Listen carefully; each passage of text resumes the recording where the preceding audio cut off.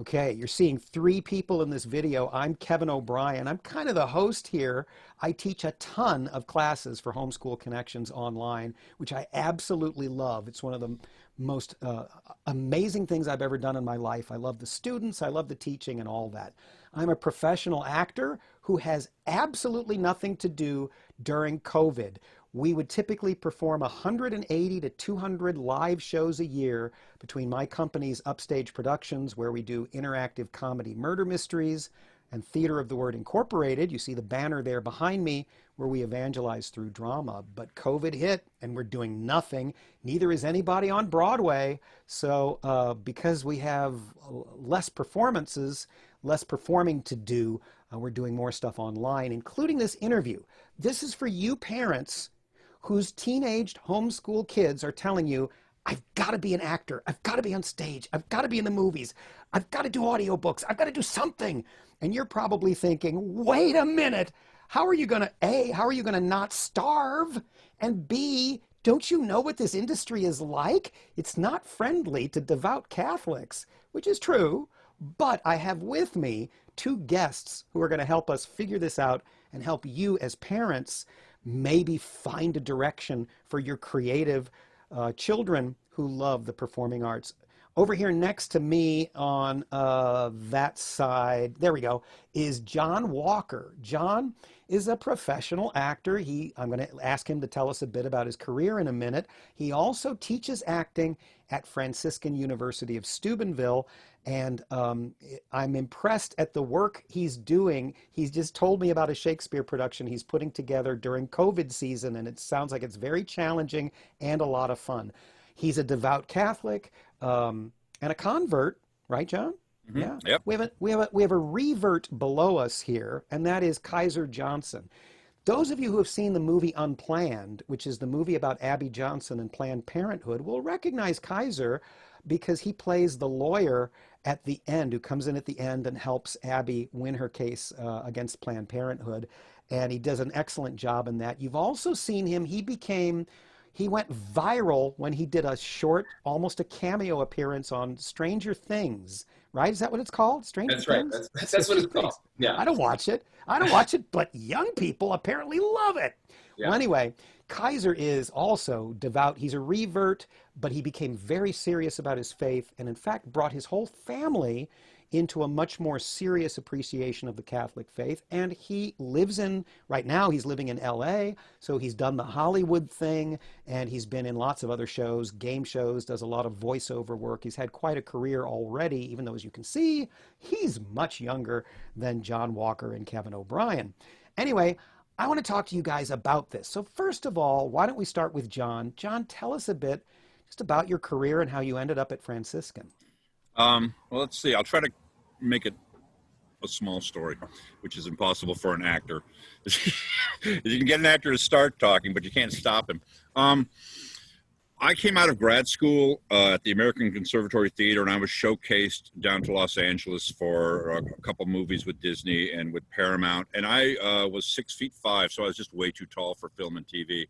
So after that, I stayed in LA, lived in Hollywood, lived over by Bronson and over in Silver Lake and up in Los Feliz and eventually La Crescenta. I'm just dropping those names for Kaiser because he probably knows where they are and no one else does. Yes.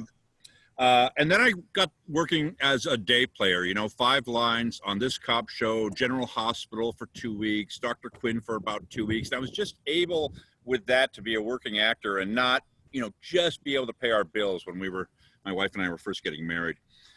We moved to New York after I did a play at the Huntington Theater in Boston, which was going to the Lincoln Center. So I had some reputation. And when I got to New York, I started playing the day player roles on all the cop shows because I was a large, heavy white guy who looked like a cop. And my agent asked me, are you adverse to doing commercials? And I said, what do you mean? Because I never heard that actors would say, oh, I won't do commercials. It's work. And so she said, fine, we'll send you out on commercials then. And that's where we really hit it big for a while. We just did commercials, or I just did commercials and then took a break to do theater whenever I wanted to. And that was our big gig. But whenever you start doing something in the business and getting noticed, all of a sudden other offers start coming in. And this offer came in for a thing on HBO. Now, Kaiser could probably back this up. When you audition, sometimes you only get sides. You don't get the whole script. Right. And so I went to 2 or 3 callbacks with just the sides. And finally, when they were negotiating my contract, they sent me the script. And I couldn't do it. It was HBO. There was a lot of nudity, a lot of violence. And I just thought, I can't. It's against everything I stand for. If I do this, then I'm selling out. And my kids later on will see that I did. So I quit, and and once you quit an audition like that, once you're in the negotiation phase, you pretty much aren't welcome back. So we went up to Vermont. I started teaching, found out that teaching was really hard because it's not a very friendly atmosphere in Vermont for Catholics either, but it was beautiful. We loved it. And then we ended up working at a monastery as a groundskeeper and a farmer. Thanks to YouTube, we were able to do all that because I didn't know anything about any of that, but I could act like a farmer, I guess. And while we were there, a friend of mine, Joseph Pierce, told me that they were looking for an acting instructor in North Dakota. I got my paperwork together. That job fell through, and we started looking for a college for my son who wanted to be an actor, who wanted to follow into the business. And we didn't want to send him to a regular college. We wanted to send him to truly Catholic college, and the colleges we saw weren't really that way. So I heard about Franciscan. I went to their website. I looked up theater, and there was a job opening for an assistant professor. I had all my paperwork from the job that Joseph turned me on to, so I sent it in. Now my son goes to school here, and I teach here. So that's the long way around the bend, but that's how we ended up in Ohio. Wow. We just let God take the direction. You know, you're in a play. You're in a play in life, and God's the director, and you take direction and you go where he sends you. And this is just where it ended up. Well, and of course, you love G.K. Chesterton, and you portray him on EWTN. Kaiser and I also love Chesterton, and he wrote a play called The Surprise, which is about how we human actors take God's script and mess it up. And eventually, he has to say, as the director, no, I'm going to come down there and fix it. And which, of course, he does in the incarnation. So that's one of Chesterton's insights. Well, that's a real small version of John's amazing career. He, I'm sure, could have gone into much more detail. But now I want to hear a bit from Kaiser Johnson. Kaiser, tell us a bit. You know, John's got that story of how he had to stand firm for his faith, even though he had to make a sacrifice of an HBO show and probably mortally wound that part of his career.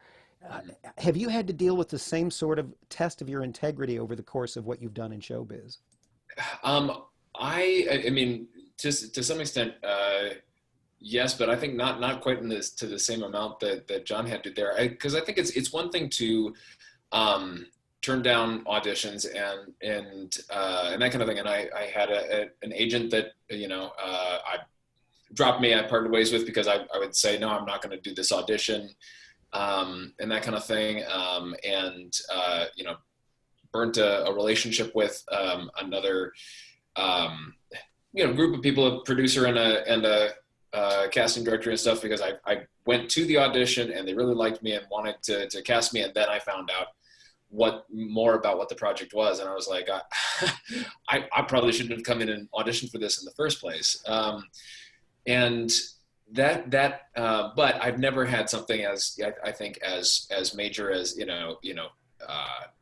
being in negotiations for an HBO show and then needing to go a different direction. That obviously that's tough for sure. So believe it or not, there are Catholics in this business. There are conservatives in this business. Not everybody is do everything and say yes to everything and that kind of thing. But I'd say that's 80-90% of it. Sure. Wow. Well, so one of the things I wanted to mention that, of course, I've thought about and even wrote about, and that is that the business aside, what we do as actors is fulfill a kind of a priestly function, because in the way that priests connect the parishioners with God, and the priest stands in and performs the rites and helps us grow closer to God, so we as actors bridge the gap between the audience and the material. And if it's good material written by a good writer, the material will bring us closer to God or the meaning of life or the mystery of existence or something. That's the whole way we pitch it. Sorry, Kevin. Yeah. That's the whole way it gets pitched here as a program. I mean, we literally, I mean, we're hardwired to be like our Father. We're made in His image. So, of course, we are gifted with these urges to create and sub-create and create worlds and create lives. He made the word flesh. We make the word flesh when we take it from the script and we put it on the stage. The community of actors starts in the beginning of the rehearsals, and that community grows to the audience and the actors during the production. The job of the actor is a vocation that seriously depends on bringing beauty to the world, bringing the human condition out there, speaking the truth about that, and then sending people off to do the good.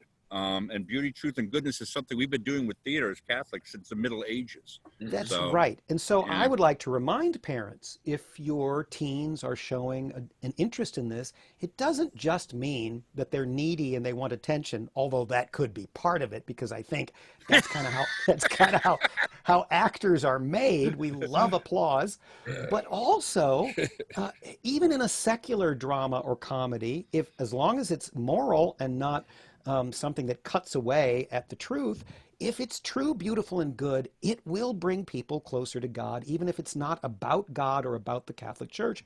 So your children may really have desires that should be cultivated if they want to be in this field. Theater, and what you're pointing out too, is that theater and drama have been a Catholic field for 800 years. And it's only, in the last 70 years, 80 years that we're seeing we've seen a big shift. So if we think of it as, this is Gomorrah that we're, I'm sending my kids to and that kind of thing, really that's a short-sighted perspective. There's nothing, acting and theater and drama in itself are a very Catholic thing. We don't have a shortage of Catholic actors. We don't have a shortage of Catholics who want to be directors or writers or that kind of thing. We've got a shortage of Catholic producers. If you want to be a Catholic and a producer, all you have to do is do it. And that's right. All you have to do. Producers are the only person in this business who don't have to get hired by somebody else. No, yep. They hire everybody else. They hire everybody else. And they're the ones who, I said it's a writer's medium, it's a director's medium. At the end of the day, what gets seen on the screen is what the producer said needs to be seen. Yeah, I think that's an excellent point, Kaiser. Okay, John, I want to try to wrap this up. So my question for you is, what happens at Franciscan? Do you try to help these young people understand how faith and creative endeavors on stage go together? Do you do you counsel them in their career? I think that was a great thing Kaiser said. I have maintained, I've made a living at this all these years, really because I've produced my own stuff. I haven't waited for other people to cast me and hire me. That in itself takes challenge. You've got to have some entrepreneurial skills and so forth. But how do you work all of that in with your students? And you must be dealing with people who were homeschooled. I'm sure you get a lot of that at Franciscan. So what's your approach there? Well, of course we have classes like the audition class, which talks about how to do your taxes as an actor, how to take deductions off your pictures and resumes, where to find auditions, how to get in the union, and how to go about starting your career, mostly looking at theater. But then we also have acting for the camera, which talks a lot about starting the career out in on-camera projects. And there's a lot of talk about Los Angeles and right now Atlanta and New York City as well. And we also talk about the fact, that I had a friend of mine, a really decent actor, a man of faith, and we did Shakespeare festivals together around the country for a while because I knew those plays would be okay. And he ended up getting booked to a Shakespeare company in the South where he met his wife who worked in the costume department, and they're raising kids and they're making a living and they're doing plays for the rest of their life. So there are ways to get into the business, but what we try to help the kids understand is it's not something they have to be necessarily afraid of, but they can, first of all, make their own work, which, as you know, it takes a lot of work, but then you can create your own projects, which goes back to what Kaiser said about being a producer. You can develop your own things. And we also talk a lot about how to kind of make a strategic plan and how to make a plan that doesn't ever put you in jeopardy of making choices that you don't want to make, as well as moving your career in the right direction. We have a lot of students who go off and start theater companies in different places in the country and start doing the classics or start doing other shows. When I was younger, I was a part of people starting up theater companies, and I often wish I'd stayed with some of them at least so I could still be working with them. But so we teach them to be an artist in the full scale of it, acting, directing, playwriting, and then we give them all these experiences to see where their real interests are, and then we constantly talk to them and guide them on their profession. I still have kids from 6 years ago who just emailed me to talk about a monologue choice for an audition. I haven't seen them for 5 years, and I ended up coaching them over Zoom for the audition. Now they're working in Atlanta. So wow, I think so you're you're kind of a mentor in some ways. It's just nuts kids. and bolts. Well, when I got out of college, no one told me a thing. No one told me a thing. So I made a vow that I would help anybody I could. I didn't realize it would just turn into something I ended up doing. So John, can I say this? The program you're describing sounds awesome. I wish I'd gone to your program I did a Bachelor of Fine Arts conservatory style but liberal arts program, and boy, yours sounds a lot more practical. And we never talked about the business of the business really. I came into it late. The guy who started this program, and Dr. Monica Anderson and Sean Doherty, who started this program way back when, came from professional backgrounds. So when I came in, I've just sort of tried to find my way without tripping over myself here. But yeah, it's really interesting the way we prepare students. It's just funny, because working in the industry, directing plays or acting or whatever, I had to be very careful in what arena I mentioned God or talked about faith topics, because there were going to be times where people they'd get on the phone and say, he's talking about God in rehearsal. He needs to not do that, especially in Vermont. So to be here and to be able to talk about our faith completely openly and connect our faith to our work as a vocation, and it's such a gift. And so that's kind of a whole new career for me that I enjoy. And I think that's why the program's successful, is because of the way we approach the realistic aspects of the career, the business. Well, yes, as well as the faith. That's fantastic. By the way, if people wanted to get in touch with you or Franciscan or learn more, what would you suggest, John? I would say go on the webpage, find my name, and write an email to jhwalker@franciscan.edu. And then I'll give you my phone number, and then we'll talk. I used to never give out the cell phone number, because I was like, well, I've got to have my privacy. But then it just turned out why. Why? There's parents calling me from all over the country going, my kid wants to study theater, but I don't know if he should or she should. So that gets fielded a lot. So I just give out my phone number. You might that's as what well. answering machines are for. So, and then Kaiser, if people are interested in you and your career, I know you've got quite a few social media followers. What would you suggest for people to find out more about you and how you've succeeded in this business? Yeah, if people want to connect with me, first and foremost, please go to my website. It's kaiser-johnson.com. So it's Kaiser with a dash in the middle and then Johnson. And there you can subscribe to my email updates and stuff. So I'll tell you about like a big video game that I'm doing that's coming out soon, and all the other stuff that when I'll be on TV or that kind of thing. And you can reach out to me there because there's a contact. And so if you have questions, you can reach me directly. Same on social media. I'm at Kaiser Johnson everywhere. The other thing that's interesting, these guys have written books, and of course I have my book. We're not supposed to do commercials, but I happen to have a copy right here. An Actor Bows, Showbiz, God, and the Meaning of Life, about my conversion, which happened through my acting career. And Kaiser narrates the audiobook version, so you should get that too. Oh, that's cool. I'm going to be telling people about that on my email list as Good, well. yeah. It's not yet up on Audible, but soon. No. Go ahead, Kaiser. But I was going to mention, so I just actually had someone reach out to me, a young Catholic, about the question of pursuing acting and stuff like that. And one of in the discernment process, part of what I was recommending, I said, you've got to read An Actor Bows.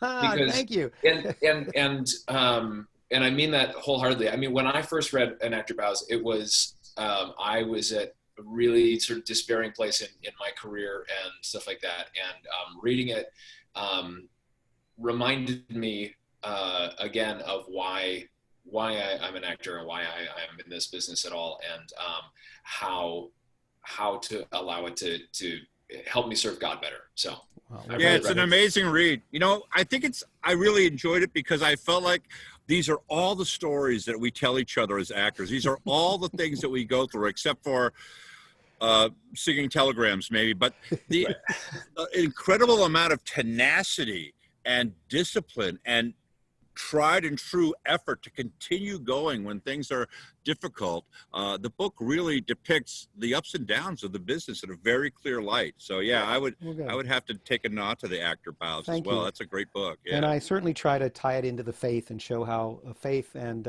any artistic endeavor can go together.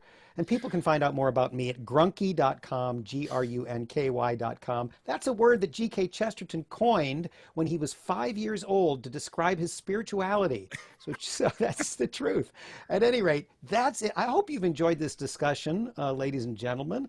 And if you want to find out more about Homeschool Connections, as I say, I'm really devoted to that organization, or Franciscan, or anything Kaiser is doing. Oh, I wanted to mention your book, Kaiser, which is Grit and Glory. If you're interested in getting in physical shape and working out and cross-training, that sort of thing, Kaiser shows how even that can be tied into the Catholic faith and an expression of your faith. That's published by Our Sunday Visitor. So there you go. All the commercials are out of the way.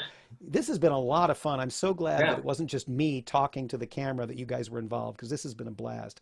So thank you all for watching. God bless you. And St. Genesius, patron of actors, pray for us. Pray for Thank us. you. All right.